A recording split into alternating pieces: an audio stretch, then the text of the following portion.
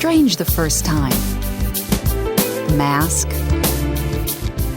the awkward gear. But when you enter the water, everything changes. Inhale. The air comes with a reassuring rush. You're light, agile, free, like you've never experienced before. With your first dive, a door opens to a different world. Go through it, and your life will never be the same. Fly through the water, under the sea. Fly through the water, under the sea.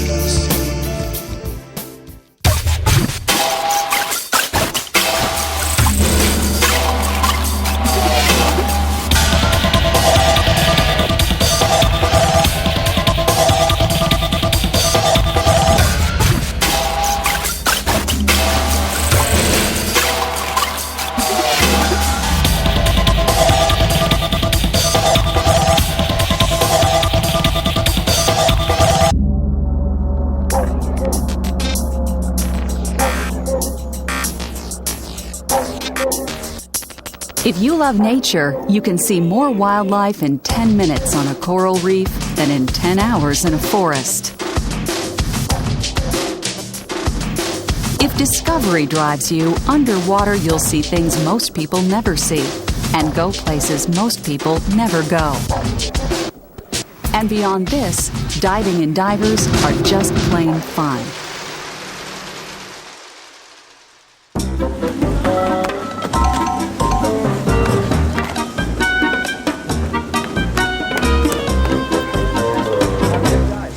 You'll meet all sorts of people in diving and make many new friends. Divers come from all ages and cultures, but share a common bond, a passion for underwater exploration. Hi, good to meet you. It's cliché but true that we know more about the moon's surface than the ocean floor.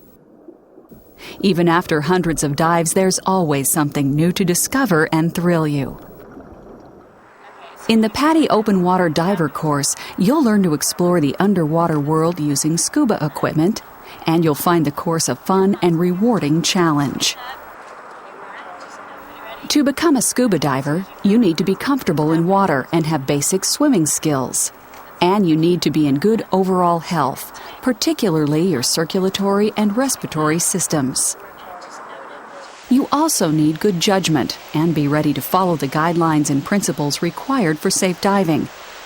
Diving's a kick, but like anything with some risk, you can't act like these don't matter. You need to have your act together. PADI, the Professional Association of Diving Instructors, developed the PADI Open Water Diver course based on state-of-the-art instructional systems, education theory, and practice. As the world's largest diver training organization, more people learn to dive in PADI programs than in all others combined. So you can be confident that dive professionals will recognize your credentials no matter where diving takes you. The PADI Open Water Diver course consists of confined water dives, knowledge development, and open water dives. Learning begins with confined water dives, where you learn and apply basic scuba skills in a pool or pool-like environment. It's a course, but this is really a lot of fun. Knowledge development establishes the principles and basic information you need to have fun, diving safely. You'll complete this primarily on your own time, with some short review and quiz sessions with your instructor. The open water dives complete your training as a certified entry-level diver by allowing you to apply and further develop your dive skills in a dive environment under instructor supervision. The confined water dives are pretty cool, but you're going to love this.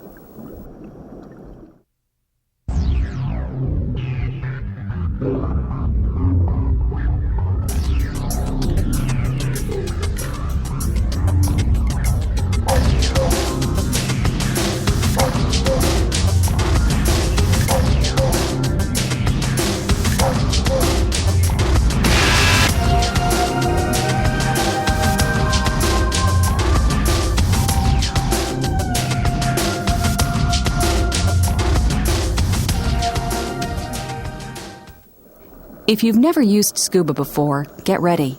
This is what you've been looking for. Immediately you experience new sensations, like breathing underwater. You'll venture into a realm where everything looks, sounds, and feels a bit different. In Section 1, we look at some of the principles you need to know about the underwater world and some of the dive equipment and scuba systems you'll be using. We'll also go over the PADI system and the skills in your first confined water dive. Let's start with a look at buoyancy. Have you ever wondered why a large steel ocean liner floats, but a small coin sinks? The reason is that water buoys up an object with a force equal to the weight of the water the object displaces. So if an object weighs less than the water it displaces, it floats.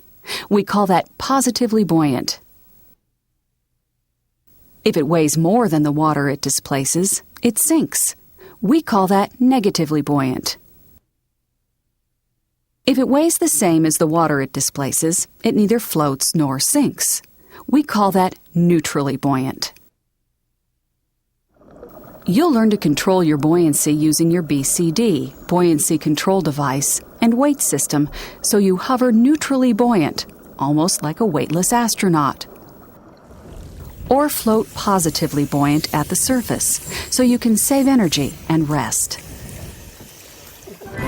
Although you don't usually notice, air constantly exerts pressure on you. If you've ever walked against a strong wind, though, you've felt its force, demonstrating that air exerts pressure. Air pressure is simply the air's weight caused by gravity holding the atmosphere against the Earth. At sea level, we call this pressure 1 atmosphere, or bar. Water also has weight and exerts pressure. 10 meters, 33 feet of seawater exerts the same pressure as the atmosphere of air. So at 10 meters, 33 feet, the pressure is 2 atmospheres, or bar, 1 of air and 1 of water. At 20 meters, 66 feet, the pressure is 3 atmospheres, or bar. At 30 meters, 99 feet, it's 4, and so on. You don't feel pressure through most of your body because it is made primarily of water, which is incompressible. But air is compressible, and you will feel pressure changes underwater in body air spaces, much like you feel pressure changes in your ears and sinuses in an airplane. Let's look at how changing pressure affects an air volume. If you descend with a flexible or inverted container, air compresses and the volume compresses proportionately to the pressure. For example, with the pressure 2 atmospheres or bar at 10 meters 33 feet, the gas volume is half what it was at the surface.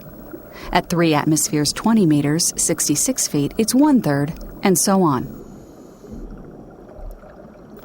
Notice that all the air is still there. It's just compressed into a smaller area. Air density follows the pressure proportionately, too. To maintain the same volume as you descend, you have to add air to keep up with the volume reduction. This is the principle behind equalization, which we'll talk about in a moment. Obviously, it works the other way, too. Air expands as you ascend, and the pressure diminishes. If you halve the pressure, for example, by ascending from 10 meters 33 feet to the surface, an air volume will double. So if you equalize the volume by adding air during descent, you must release some of the expanding air during ascent to maintain the same volume. Air in a sealed container, such as a bag or balloon, will expand the bag or balloon, even bursting if it cannot stretch enough to accommodate the excess air. This is a very important concept we'll return to in a moment.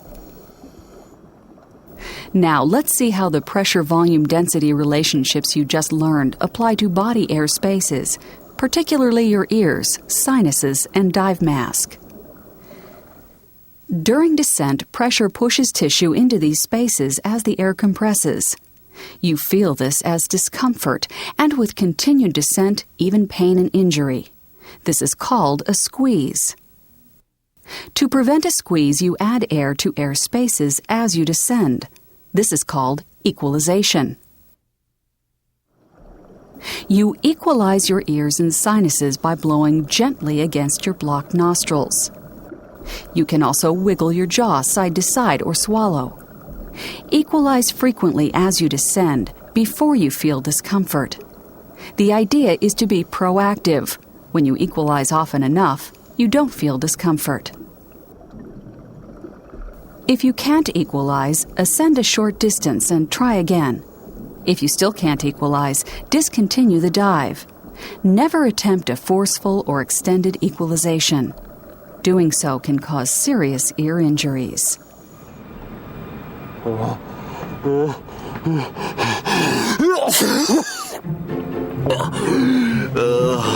Congestion due to a cold or allergy can plug air passages, making equalization difficult or impossible.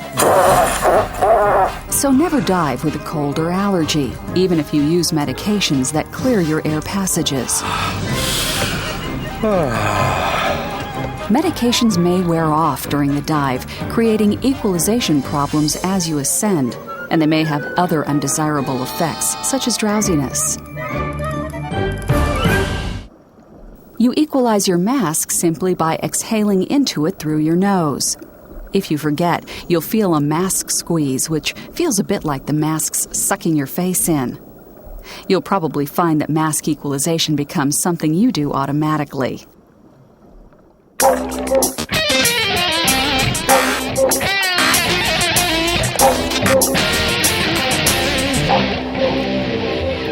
Decreasing pressure has some concerns you need to be aware of, too, especially regarding your lungs. When you ascend and descend holding your breath without scuba, pressure changes have little effect. Air in your lungs compresses as you descend and re-expands to about its original volume when you surface. But when you're scuba diving, it's another story.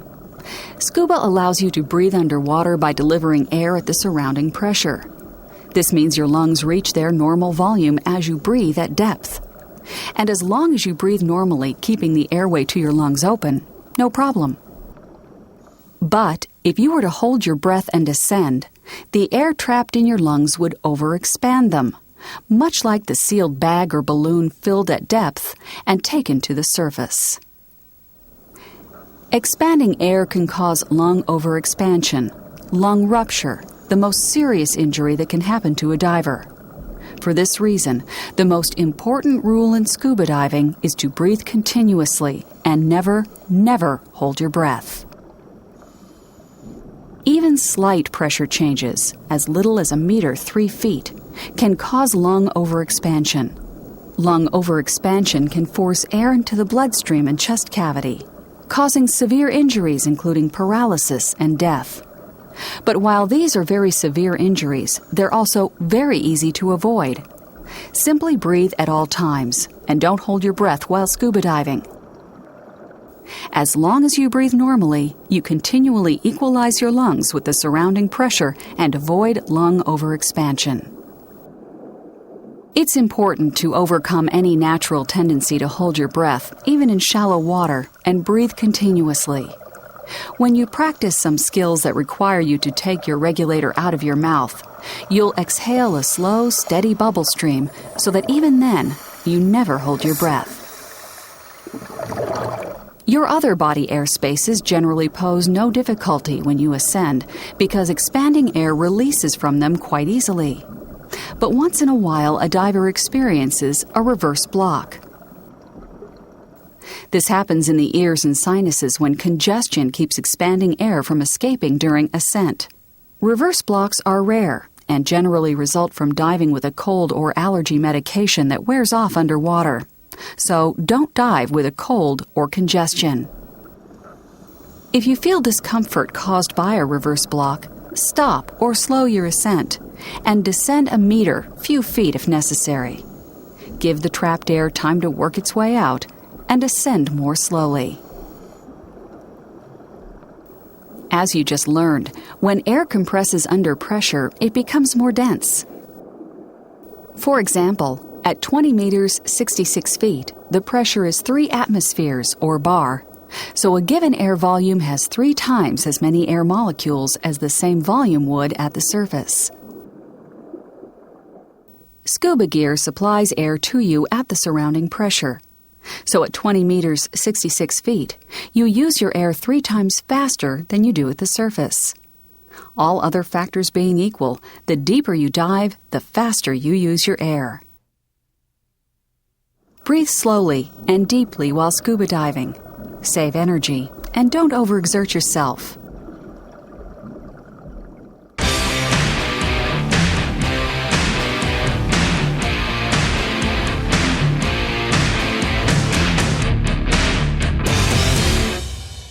It's modern dive gear that adapts you for the underwater world. This is why understanding and owning scuba gear is part of the fun of diving. Your PADI instructor will help you select and fit equipment you'll use in this course and invest in for your underwater adventures. You undoubtedly realize you need a mask to see clearly underwater because your eyes can't focus in water. You can choose from a lot of different scuba masks, but don't skimp. Invest in one that fits comfortably and properly. A mask that hurts and leaks sucks the fun right out of a dive.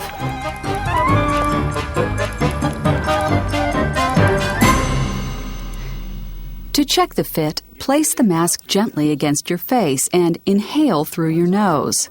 It should stay on by suction without having to press or twist the mask. Works really well. Awesome. If you'll need a prescription mask, be sure to tell your PADI professional. Many masks accommodate prescriptions, but not all. That actually is almost like using... When you get your new mask home, gently scour the inside of the glass with a non-gel toothpaste or another low-abrasion cleaner to remove chemical coating left from manufacturing. If you don't, you won't be able to defog it for diving. With that tank on your back, you might wonder why a snorkel is standard scuba equipment. First, it lets you swim or rest at the surface with your face in the water without wasting your tank air. Second, if the water's a bit rough, it's usually easier to breathe through a snorkel than your mouth because less water splashes in. A snorkel's basically a tube with a mouthpiece on one end. One suited for scuba will have a large bore so you can breathe easily, be around 43 centimeters, 17 inches long, give or take, and have smooth, rounded bends to minimize breathing resistance.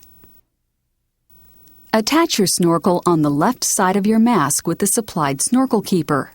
Left, because your regulator comes across your right shoulder. Care for your snorkel by rinsing it in fresh water along with your mask. Unless you have size 97 feet, you'll use fins to provide a large surface area that your powerful leg muscles can push against to move you through the water. It may seem like there's an overwhelming array of options: blade size, materials, ridges, vents, and so on. Your PADI professional can help you select the fins best suited to your needs. Full foot fins are convenient and suitable for warm water diving where you don't need additional foot protection. But most scuba divers opt for open heel fins with wetsuit boots that insulate your feet and provide some protection when you're walking to or from the dive site.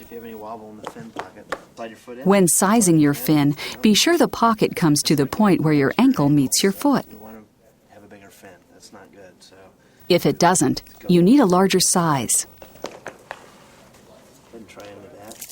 Basic care for all dive gear calls for rinsing in fresh water after each use, especially in salt water or chlorinated water, keeping it out of direct sunlight, and storing in a cool, dry place. Although scuba's been around for more than 50 years, it was relatively recently that the equipment evolved into the integrated, streamlined unit you have today. Modern scuba consists of 3 basic components that, when assembled, function as a single unit: the BCD, scuba tank, and regulator. As you learned earlier, your BCD, buoyancy control device, permits you to adjust your buoyancy by adding or releasing air. Over the years, there have been various styles, but today by far the most common is the jacket-style BCD, which you wear like a sleeveless coat. Modern BCDs all feature a large diameter inflation-deflation hose for easily adding or releasing air, a low-pressure inflator mechanism for push-button control, and an overpressure relief valve so it won't burst if overinflated. Okay, cool. You want to choose one sized for you, adjustable, with ample buoyancy for you and your other equipment. Okay. Many divers prefer a weight-integrated BCD, which eliminates a separate weight belt. We'll go over weight systems in more detail in Section 2. To use your BCD, you need to adjust it for a proper fit. Check that it's comfortably snug but not too tight. Then fully inflate it to be sure it still doesn't feel restrictive. Your instructor will help you adjust your BCD during your confined water dives. After diving, rinse your BCD with fresh water like other gear. But you also need to rinse the inside. Fill it about a third with fresh water, then the rest of the way with air. Swish the water around and then drain it completely through the deflator hose.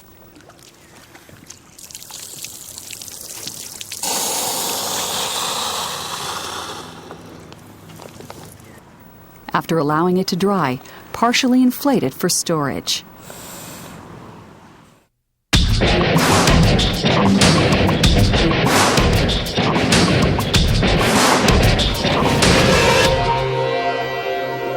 Obviously, your scuba tank holds the compressed air you breathe underwater. It's a high-pressure cylinder made of aluminum or steel, with a valve that controls airflow to and from the tank. You can identify valves as yoke valves or DIN valves. Yoke valves are the most common. The regulator attaches via a yoke assembly. With the DIN system, the regulator screws into the valve. The DIN system handles somewhat higher pressures. All regulator connections with a tank require an O-ring. Without it, there's no airtight seal. Look for the O-ring in the face of yoke valves, or on the regulator if you use the DIN system. Your tank comes pre-assembled, and you only need to have it filled at your local PADI dive center or resort with pure, dry, compressed breathing air. Note that you never fill your cylinder with pure oxygen in recreational diving. Since scuba cylinders hold high-pressure air, you want to handle them carefully. Always block, tie, or strap them so they don't roll or tumble in a car or boat. In places where your cylinder might get knocked over easily, lay it down. Besides rinsing in fresh water and rinsing after each use, you have some extra maintenance considerations with cylinders. The valve should open and close smoothly. If it doesn't, have your dive center or resort service it. Always open and close the valve gently, and don't over-tighten it. Never completely drain your cylinder. Always leave at least a few bar, couple hundred psi in it to keep moisture and contaminants from entering. Your scuba regulator allows you to breathe underwater by reducing high-pressure tank air to match the surrounding water pressure and delivering it only when you inhale. Because regulators only release air on demand, in some places divers call them demand valves. Your regulator is a simple and reliable device with only a few moving parts. The first stage attaches to the valve and reduces the cylinder air to an intermediate pressure. The second stage reduces this intermediate pressure to the surrounding pressure so you can breathe comfortably. Your regulator also has a submersible pressure gauge, SPG or contents gauge for short, that tells you how much air you have. It has an extra second stage on a longer hose called an alternate air source, which you'll learn to use for sharing air with another diver. And it has a hose with a coupling to attach to the low-pressure inflator on your BCD. If you're diving in a dry suit, there will be two such hoses, with the longer one going to your dry suit. You'll learn more about alternate air sources and dry suits in Section 2. Your dive center or resort will attach the SPG and other accessories you choose. So aside from assembling your scuba unit, there's nothing you need to do with your regulator prior to diving. After each use, rinse your regulator thoroughly with fresh water. Put the first stage dust cover in place to keep water from entering the first stage. Rinse gently and don't press the purge button, which can allow water to flow up the hose into the first stage. Finally, your regulator needs annual servicing by a qualified professional to keep it properly lubricated and adjusted and to replace worn parts. Take care of it, and it will take care of you.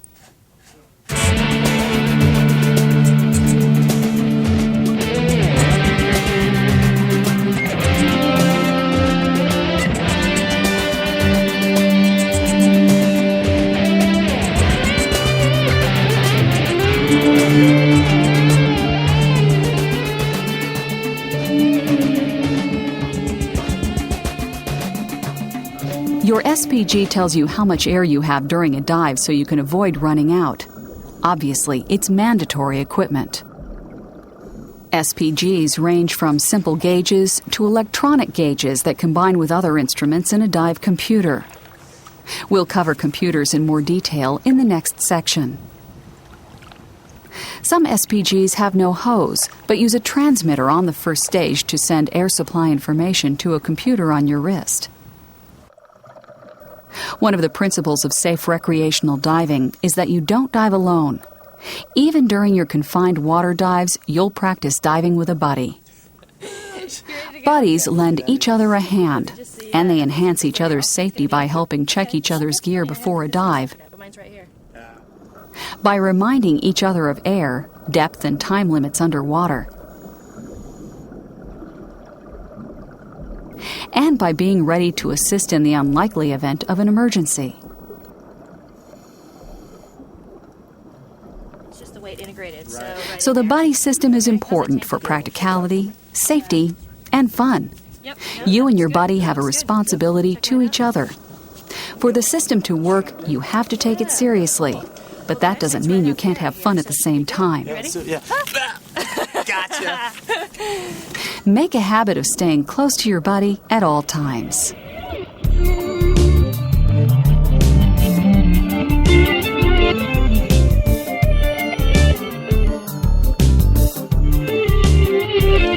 Okay, now let's look at the scuba skills you learn and practice in your first dive in a pool or confined water. Actual tank. So kind of check, make sure you got the right position there, and then go ahead and cinch up your BCDs. Start assembling your gear by putting your BCD on your tank. The BCD tank band stretches when wet, so the first step is to wet it. Slide the BCD down on the cylinder so the valve opening faces where your head will be. Set it so the top of the jacket's hard plate, if it has one, is about even with the tank valve base. Next, tighten the cam band as much as you can by hand, then swing it over to lock it down. As a check, lift the unit by the BCD and shake it gently. The regulator goes on next. Check to be sure there's an O-ring in the valve. Or on the regulator first stage if you're using a DIN system regulator. Orient the primary second stage to go over your right shoulder. Then remove the dust cap and put the first stage in place. Tighten the yoke only finger tight. Or for the DIN system, gently screw the regulator into the valve until it's snug. Now attach the low-pressure inflator hose to the BCD low-pressure inflator. Face the SPG away from you and open the valve slowly and gently all the way. If you hear a small leak, the valve O-ring may be dirty or worn out, so let your instructor know. Assuming no leaks, check your submersible pressure gauge to see that you have enough air for the dive. Press the purge button momentarily. Air should flow freely and stop when you release it. Exhale into the mouthpiece to check the exhaust valves. Then, take a few breaths. Your regulator should breathe smoothly and easily. Last, secure all hoses with clips, snaps, and other attachments. Dangling SPGs, alternate air sources, and other equipment damage and kill underwater life when they drag across the bottom or reef. And this damages your gear and creates drag when you swim. Nothing dangles or protrudes from the proficient, environmentally sensitive diver.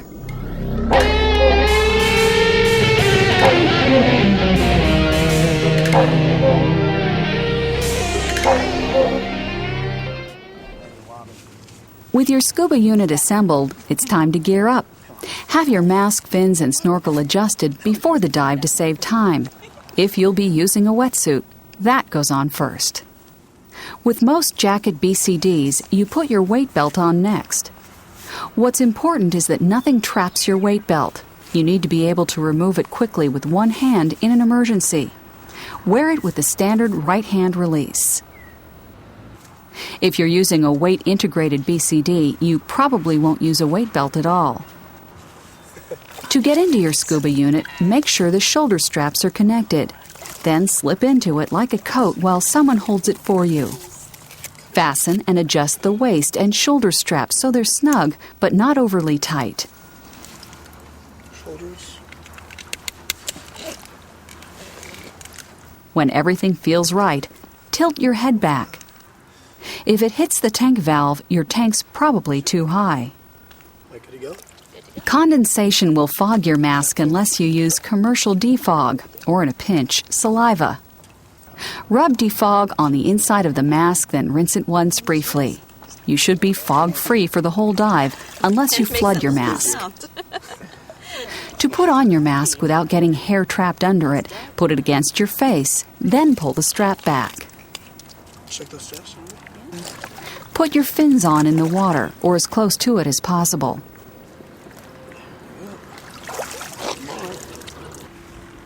Avoid walking in fins. If you must, walk backward to avoid tripping. When you're almost ready to go, check your gear and your buddies for proper fit and function. In the next confined water dive, you'll learn a 5-step pre-dive safety check for this. Good. The final step before entering deep water is to partially inflate your BCD. Press the low-pressure inflator button in short bursts until you've inflated it enough so you float comfortably. That's usually around half full. To deflate your BCD so you can go underwater, you want to be vertical, relatively head up, in the water. Hold up the BCD hose and press the exhaust valve button.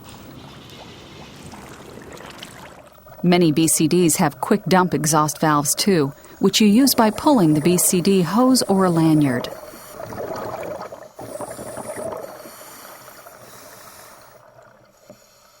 You ready to take your first breath? All right. Ready to breathe underwater for the first time? Great! But just a second, your instructor needs to give you a few hand signals so you can communicate down there. Ready to give it a try? You bet. Slow her down, put the rig in your mouth, exhale into it first, and just take deep, slow breaths. All right. Let's go, all right. Okay, now. You'll never forget the first time you breathe underwater, and you may not want to trust your regulator at first, but take a few breaths. Hey, it works. As you get used to breathing underwater, remember to breathe continuously and not hold your breath. Watch for your instructor's signals, but relax and enjoy the experience.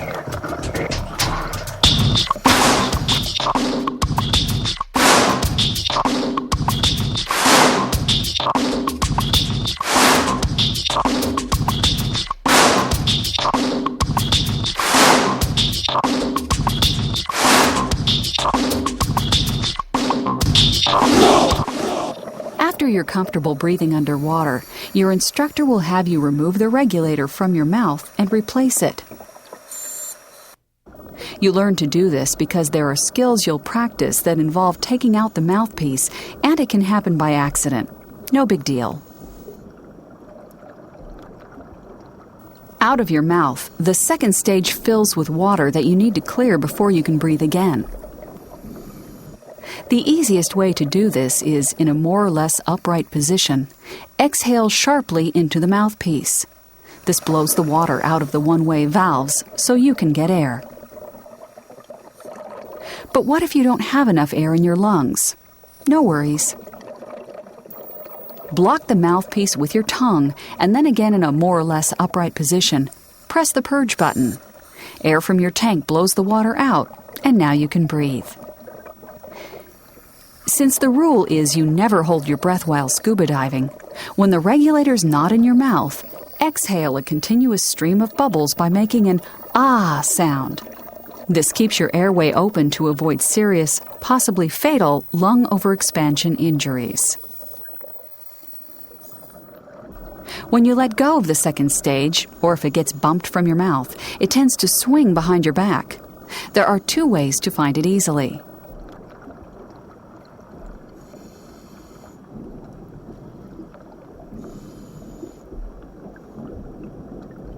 For the first, get in an upright position, then lean a bit to your right. Run your arms straight back alongside your tank and then sweep forward. The regulator hose will end up against your elbow. This method is easiest and works most of the time, but once in a while your second stage may hang up on something. Reach behind your head with your right hand and find where the hose attaches to the first stage. It may help you reach the first stage if you lift the tank up and to the right with your left hand.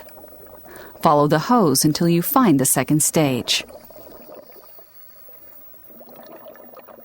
By this point, you'll probably notice that water tends to seep into your mask. You don't want to have to go to the surface every time this happens, so to blow it out, hold the top of your mask firmly against your face, blow through your nose, and tilt your head back. The air forces the water out of the bottom of the mask. Some masks have a purge valve for clearing water. If yours does, hold your mask firmly and look down while blowing through your nose, making the valve the lowest point. The air forces the water out the valve. Ready to stretch your legs? Point your fins straight behind you and kick from your hip, slowly and steadily, with only a slight knee bend.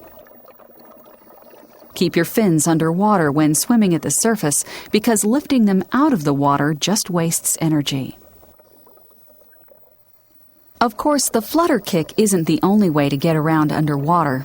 If you have a physical challenge that limits leg use, for instance, you'll swim with your arms and hands. You can use special webbed gloves for more power. When you're ready, your instructor will have you venture into somewhat deeper water. Take your time and equalize your ears and mask gently and often, beginning as soon as you submerge.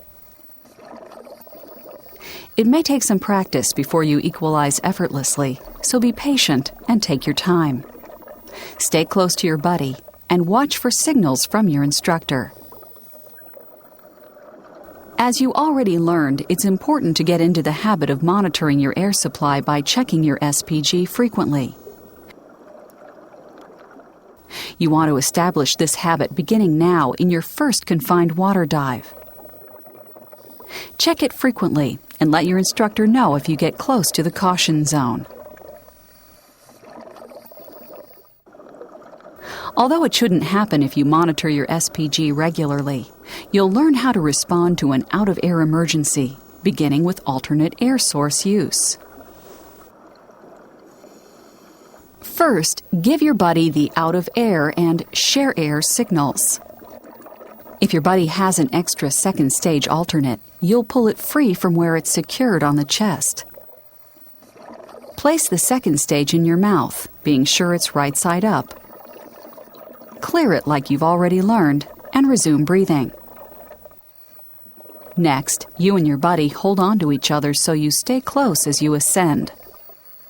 The best way to hang on depends on the type of alternate you're using, but generally, you hold on to your buddy's arm, BCD, or tank valve.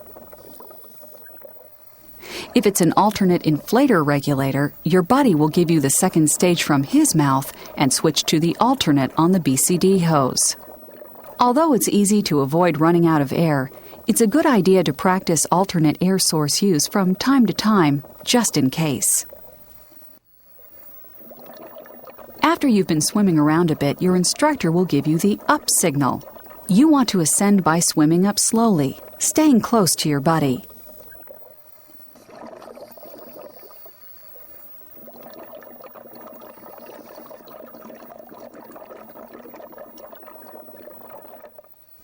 When you reach the surface, keep your mask on and regulator in your mouth, and inflate your BCD until you float comfortably, then swim back to water shallow enough to stand in. During this course, you'll learn several methods for exiting the water, each suited to a different dive environment. At this point, you'll probably exit in shallow water. You and your buddy help each other out of your weights and scuba units and hand them up to someone. Put them on the pool edge or something like that. Take off your fins and exit the water carefully. After your confined water dive, you'll need to disassemble your gear for rinsing and storage. First, close the tank valve until it stops. Next, push the purge button to release all the pressure in the regulator.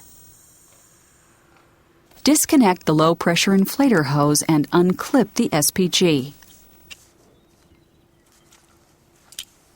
Remove the regulator, then dry and replace the dust cap.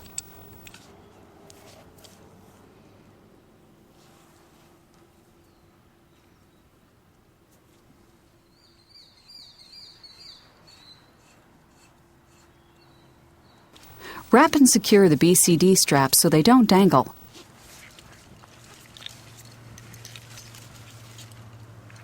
Release the tank band and lift it off.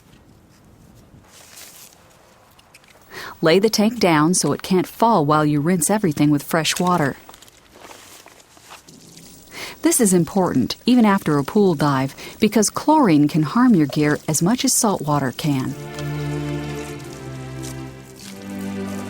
Okay, that takes care of Section 1. Good job! You're well on your way toward your PADI Open Water Diver certification. Pretty cool, huh?